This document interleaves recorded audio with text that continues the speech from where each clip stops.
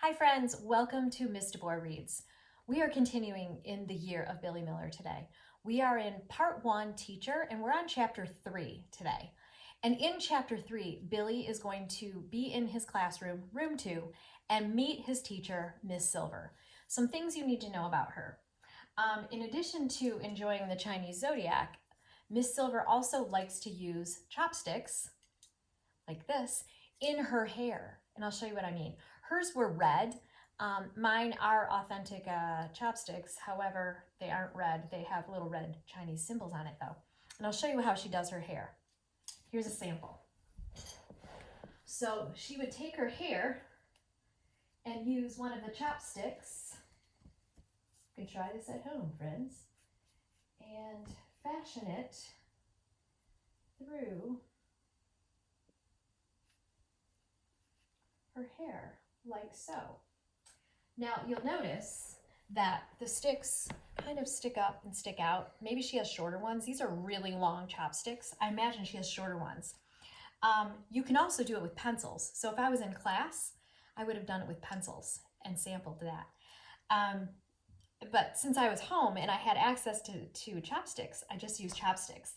What you also need to know is that later in the story, Billy is upset with Emma Sparks, and he kind of makes a face at her and uses some red markers and goes like this and tried to look like a mean devil, and he uses red markers to do that. I wanted you to have an idea of like how he did it and how it could be similar to how Miss Silver has her hair, and then Billy ends up feeling really bad about it.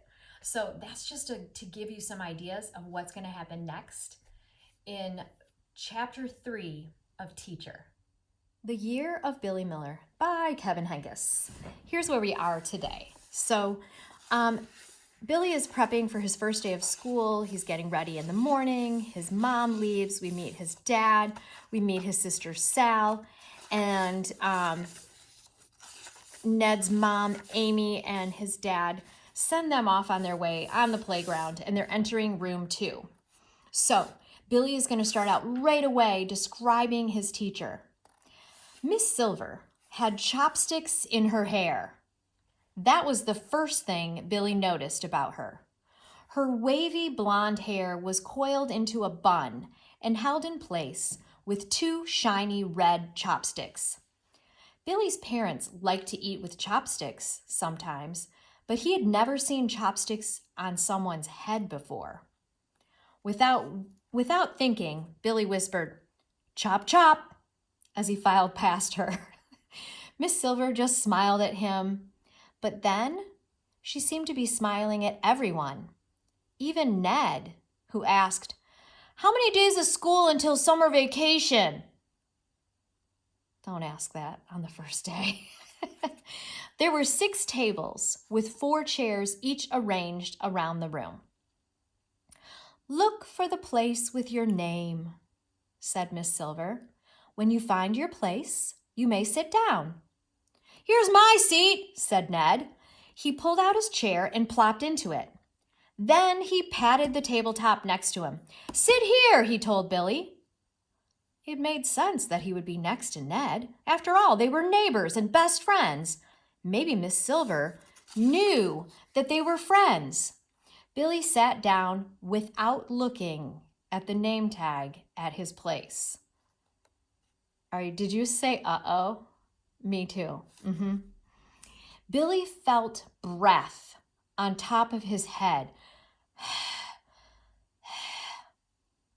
He turned around.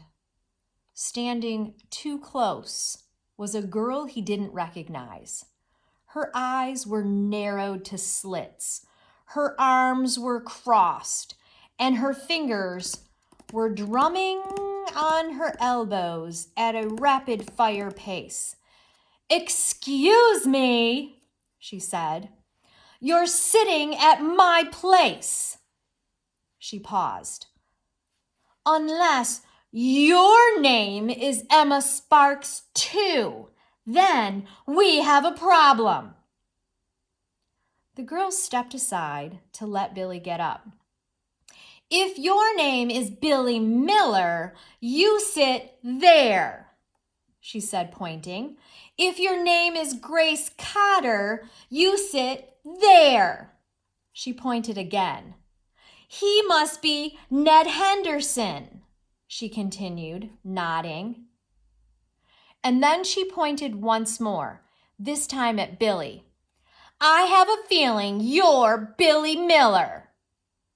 Geez, that was kind of a rude way to approach it, right? We're getting a picture of how Emma Sparks is. Everything about the girl made it seem to Billy that she should be at least a third grader.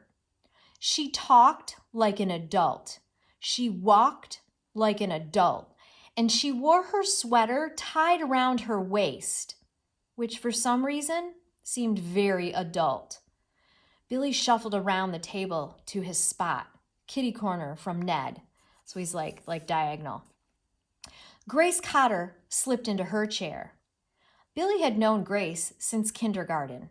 She was so shy, she seemed almost invisible. Like vacuums, her wide eyes were sucking in everything. When the four of them had settled into their proper places, Emma Sparks smiled an enormous smile.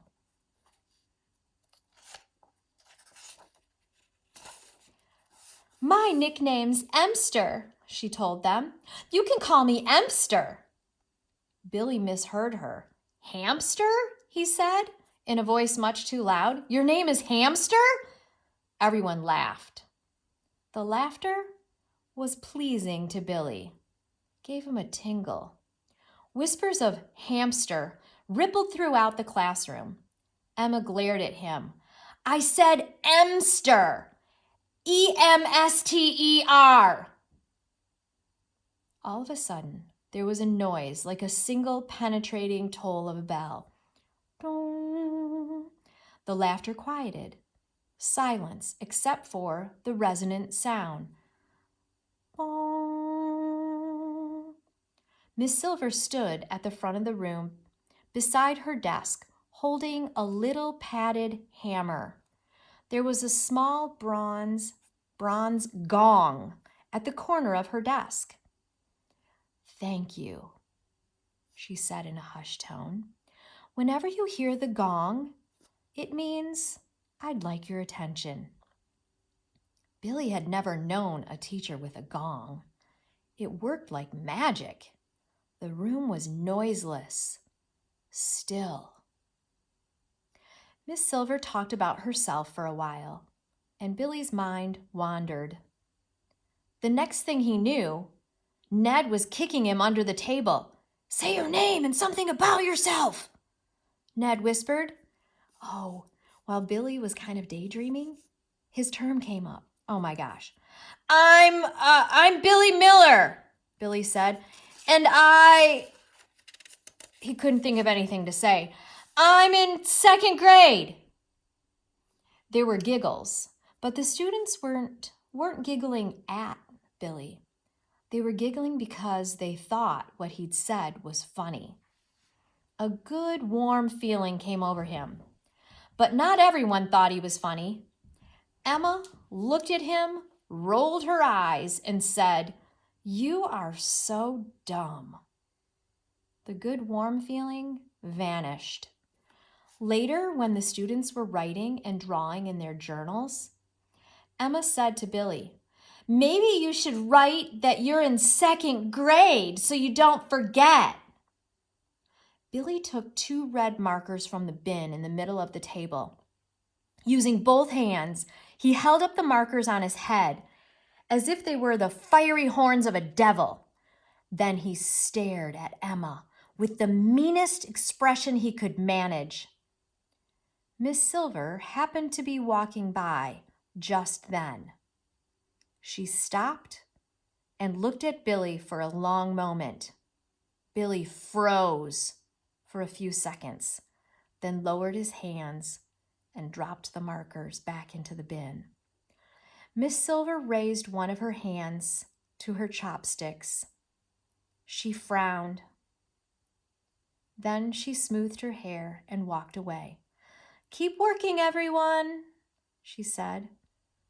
Oh no, Billy whispered.